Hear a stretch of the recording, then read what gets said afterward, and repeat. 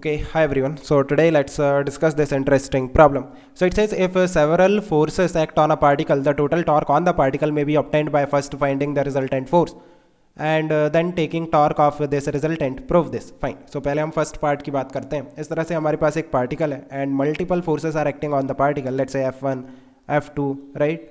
Fn up to dash Fn means n number of forces are acting on this particle. And I want to find out the torque on this particle about any point. Let's say point O के about आप torque निकालो. So किस तरह से करना है? पहले position vector निकालो इस particle का with respect to point O. So let me assume R is the position vector of this particle with respect to point O.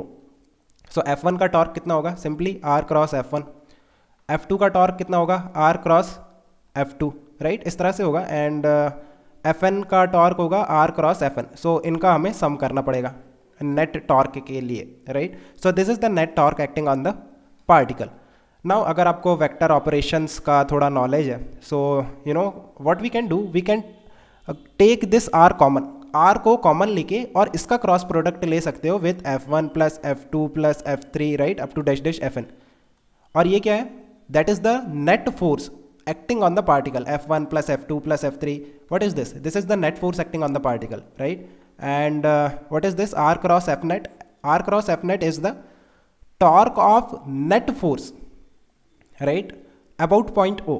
So हम इस तरह से कर सकते हैं कि जितने फोर्सेस लग रहे हैं पहले उनका नेट निकाल लें और फिर उस नेट का टॉर्क निकाल लें, उस नेट फोर्स का टॉर्क निकाल लें अबाउट पॉइंट O, राइट. सो यही हमें प्रूव करना था.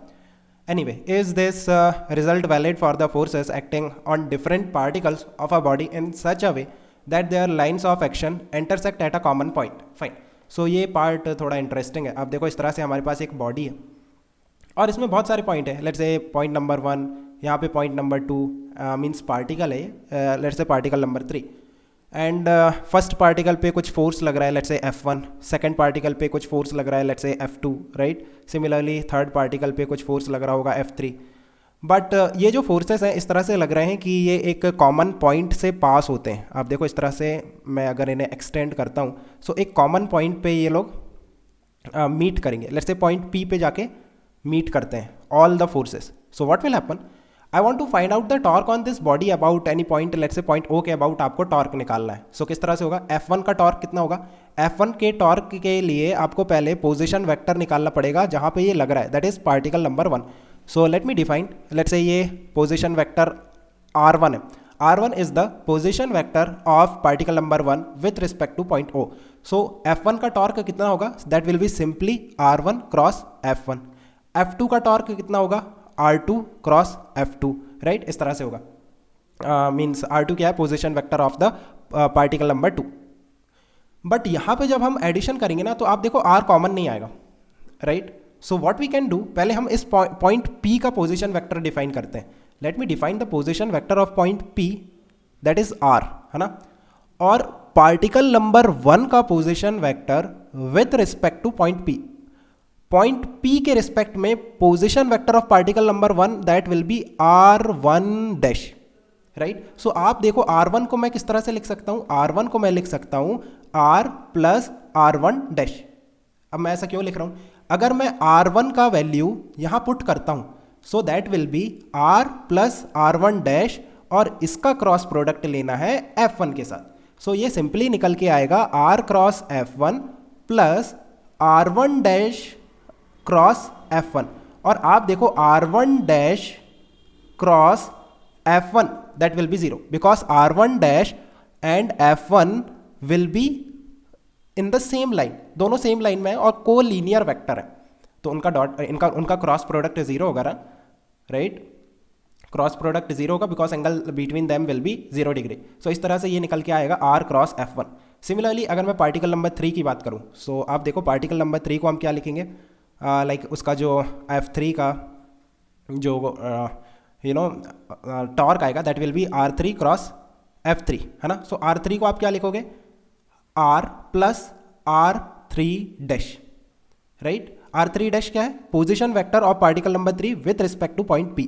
ये है आपका R3 डैश, राइट. और इसका क्रॉस प्रोडक्ट ले लो F3 के साथ. सो ये भी कितना आएगा? R क्रॉस F3 बिकॉज जो R3 डैश क्रॉस F3 है वो तो 0 हो जाएगा because R3 dash and F3 will be in the same line, right, collinear vector है तो उनका क्रॉस प्रोडक्ट 0 हो जाएगा. सो इस तरह से हमारे पास जितने भी वेक्टर हैं, मीन्स जितने भी टॉर्क हैं, फाइनली वो आएगा. जैसे F1 का torque will be simply R cross F1, F2 का torque R cross F2, right, up to dash dash n number of particles है तो उन पे जो टॉर्क लगेगा रिस्पेक्टिव फोर्सेस का, that will be R cross Fn.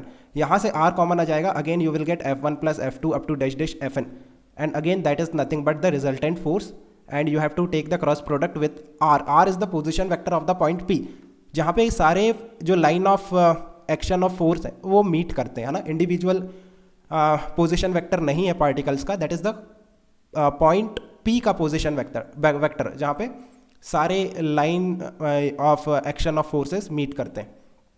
Fine. और आप इसे फिजिकली भी इस तरह से फील कर सकते हो कि यू नो हम लाइन ऑफ एक्शन के अलोंग अगर फोर्स को डिस्प्लेस करते हैं देन टॉर्क चेंज नहीं होगा, क्योंकि टॉर्क डिपेंड करता है लाइन ऑफ एक्शन के परपेंडिकुलर डिस्टेंस पे फ्रॉम द पॉइंट से लाइन के जो line of action of force है उसके परपेंडिकुलर डिस्टेंस पे डिपेंड करता है. सो फोर्स को हम शिफ्ट कर सकते हैं लाइन ऑफ एक्शन के अलोंग. सो एक काम करो, F1 को उठा के पॉइंट P पे ले आओ, F2 को उठा के पॉइंट P पे ले आओ, F3 को उठा के पॉइंट P पे ले आओ. सो ये ऊपर वाला केस ही बन गया कि एक पॉइंट है जिसमें बहुत सारे फोर्सेस लग रहे हैं. सो उस what we can do, we can find out the resultant of that force and take the